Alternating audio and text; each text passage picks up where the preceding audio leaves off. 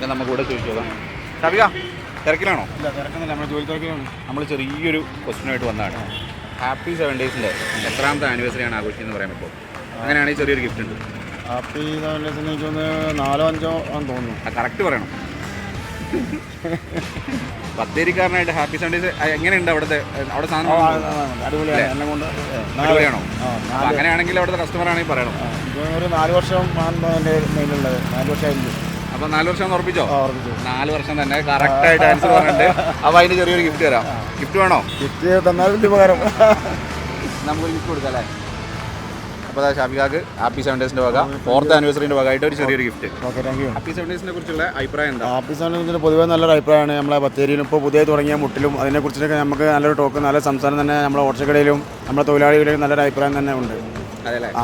നല്ല ഓഫേഴ്സ് ഉണ്ട്, അടിപൊളി ഓഫേഴ്സാണ് പൊതുവെ. അപ്പോൾ 4 വർഷം ബത്തേരിക്കാരെ കൂടെ നിന്ന് ഇനിയും കൂടുതൽ തീർച്ചയായും നമ്മൾ കൂടെ ഉണ്ടാവും. ഒരുപാട് ഹാപ്പി 7 ഡേയ്സിൻ്റെ തീർച്ചയായും നമ്മൾ ഉണ്ടാവും. ഓക്കെ.